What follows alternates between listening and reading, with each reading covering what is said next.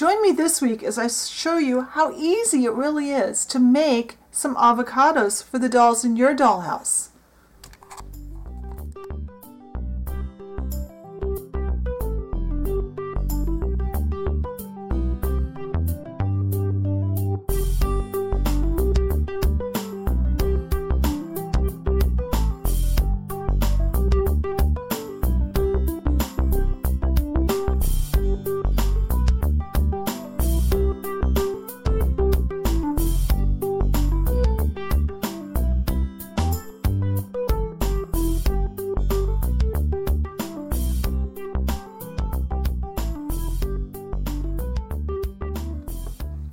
Alright, so we're going to start with a whole avocado. This is kind of a medium-sized avocado. And the one I've got here, let's measure it. It's about 4 inches long, a little over 2 inches wide. Fits in the palm of my hand. So the first thing we need to do is we need to look at what color is it. It's not really black. I usually make mine, when I make avocados in miniature, I make them dark green. And I do that by taking 2 colors of clay. We need a chunk of leaf green. This is just leaf green female. And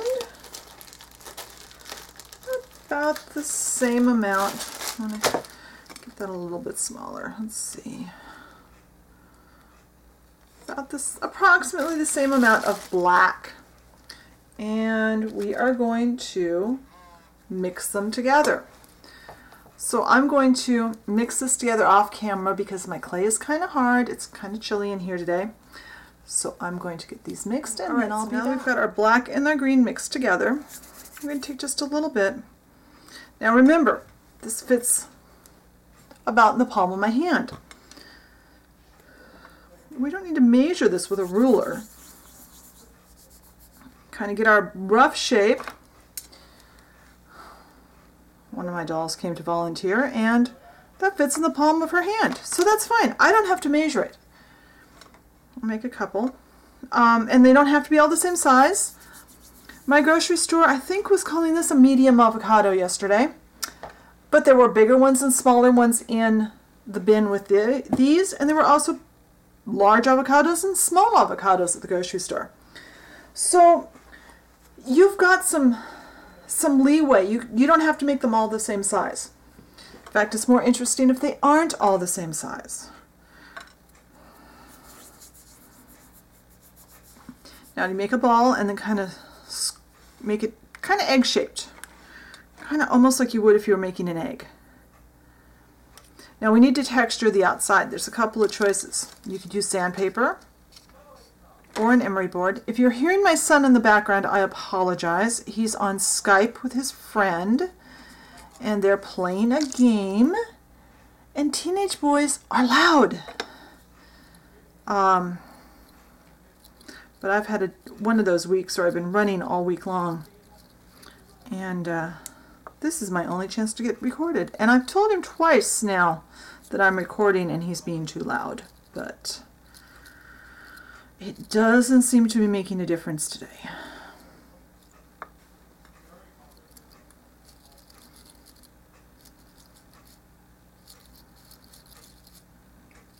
Now this that I'm texturing with here, this is a wire brush from Harbor Freight. I love these. They come in with different kinds of wires on them. Now I have a piece of just caramel colored clay. I'm just going to smush it down to my work tile. I'm going to take just a little teeny bit, almost like you're teasing off crumbs for like in a cake. And then we are going to just, now not at the very top, kind of down a tiny bit from the very top. There. Now we have a stem. And sometimes, you'll notice the avocado is not, I don't know if the camera's picking up, but it's got just a little bit of color to it, of kind of a tan speckles. So I've got some ochre colored clay, or ochre colored chalk, just a tiny bit. And there. That's all there is to it. And you can take more time. And I've got black clay all over my fingers now. Let's see if we can get it.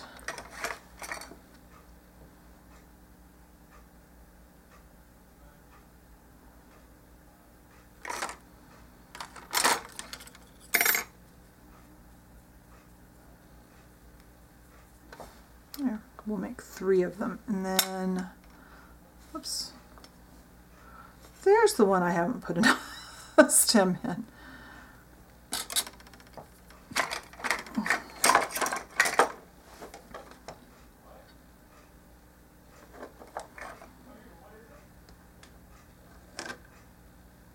All right, so there's our whole avocados. I'm going to clean up my mess, and I'm going to go start getting ready to make a cut avocado. All right, now we're going to work quickly before my avocado turns all brown.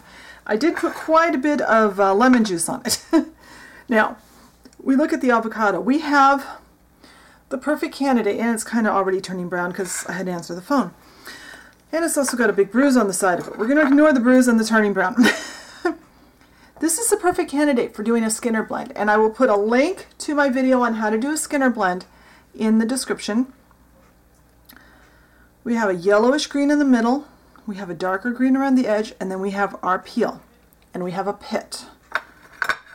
So I'm going to put this off to the side, where hopefully I won't knock it on the floor, but I can still pull it over here for reference. Now I'm kind of playing with some clay. And I like this. This is Primo Wasabi. It's a little bright, but we need to go a little bright for our center on our clay, because otherwise it's not going to show up. We're going to use 2 colors of clay, obviously, since we're doing a Skinner blend. This is, and you got the Primo Wasabi, and this is Sculpey 3 Moss. Now, I don't generally like to use Sculpey 3 in things like a Skinner blend, but it's the best color that I've got. I've still got black clay in. I forgot to clean my pasta machine.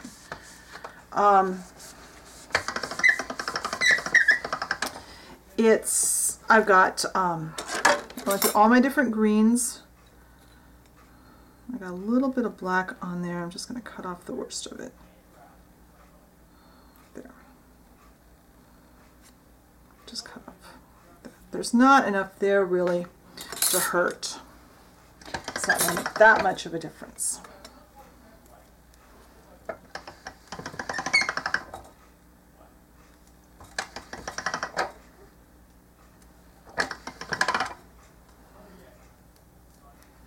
Trying to get this clay worked through.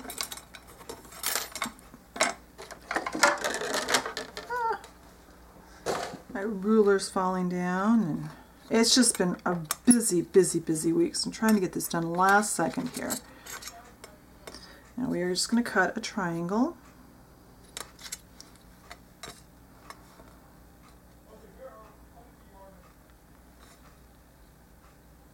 I'm just going to go there. And what I need is 2 triangles that are pretty close to the same size. We're going to do a small amount of clay in our Skinner blend today. And it's okay. Let's see, I want it to actually go. And I want it more towards light, since I want more light colored clay. I want more of the light than the dark. I'm going to run this through the pasta machine this way, and I'm going to go ahead and get this blended, and then I'll be back. A fairly well blended piece of clay here, and this will be just fine for what we're doing. If you want to go lighter, you can with a lighter green. I'm using a little bit darker. I'm exaggerating the color a bit because I think it'll look better in miniature. It'll lose some definition, especially on camera, if I try to do it too light. Now we're going to roll this out a bit by rolling it up with the light color to the middle. We have a nice colored. So now we've cut our cane. Now I just took some of our skin color. This is the same color we used for our whole avocado. It's now our avocado skin. I rolled it through my pasta machine on the very thinnest setting, and I'm going to roll it around.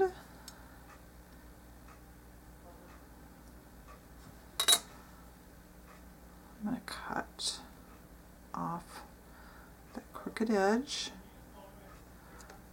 Hold this around. Now you could go into, I've seen people do these where they put multiple layers with a much more realistic skin layers on, but I'm not going to do that. That's just a bit too much work. I might be crazy, but I'm not that crazy. No, I think in this scale, we don't need to go that nuts. If you were making a larger scale, you might want to do that. Now we're going to, I'm just pulling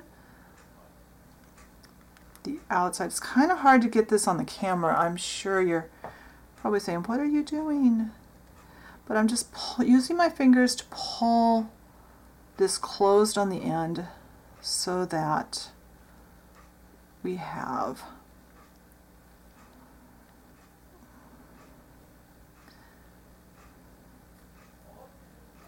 so it's all coated with our skin color. And if you've got a tiny, tiny piece that doesn't go, you know what? Cheat. Take a little bit.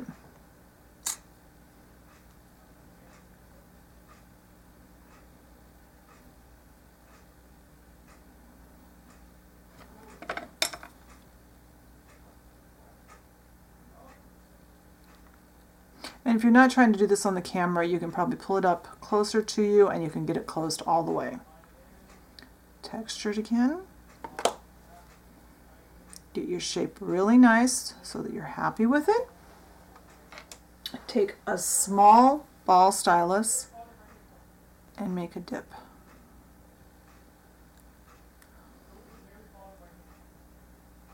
Now,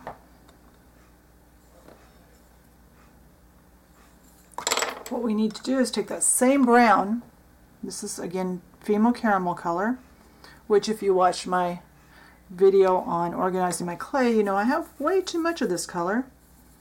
Make a little ball and roll it right into the middle of your avocado. Now another option that will be easier, which I should have thought of earlier, so we can actually close this from this end before we slice it off.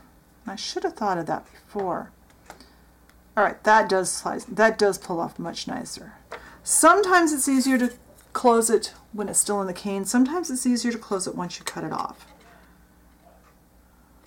Now the trick will be cutting it so that it looks like it matches our avocado.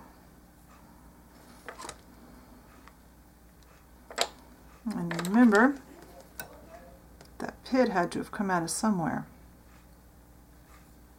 There.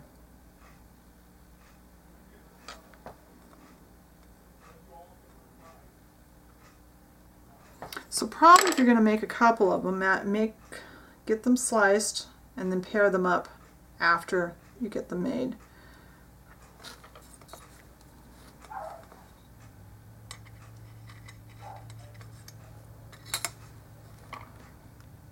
Ignore the dog barking in the next room. The neighbor kid is running back and forth with his truck.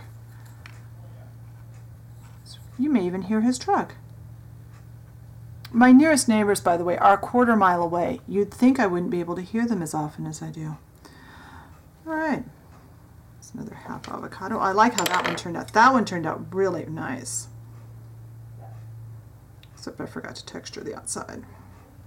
We can texture in a minute.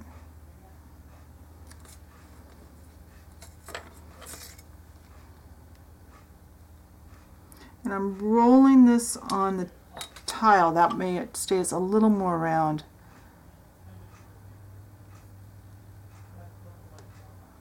There.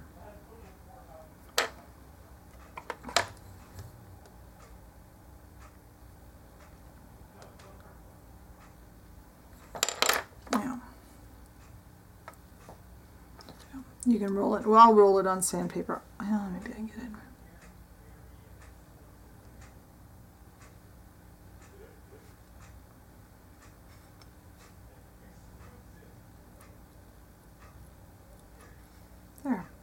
And I'll make a little tiny pit for one of these. I think I'm going to make these two a pair and these two. There. All right, so I'm going to go bake my avocados, and when they're baked, I will come back and show you how they look when they're done. All right, so here are our avocados. As far as the whole ones go, I'm not going to do anything to those. I'm going to leave those the way they are. Let's see if I can, oops, wrong way. Is that going to focus? Of course not. That's better. But these, I think because I want to make them look a little bit wet, I have some Future Floor, well, let's back up again for a second. Future Floor Polish. The package looks different than this now. Now it says Pledge Floor Polish on it. You should still be able to get this. I'm going to use this because it doesn't make a super shiny finish. It's just a little bit of a shine. And I'm just going to use, let's see if I've got what I want. See if I can find what I want. That's okay.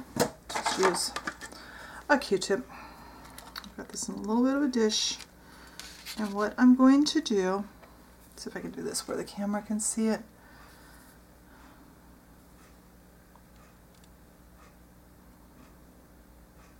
There. Just a thin coat just on the cut part of our avocado. That way it will look wet. Because, you know, the cut side would be, it needs to look a little bit moist. And the pit too. The pit is fine to look a little moist. I'm trying to avoid getting it on the stem, on the outside skin.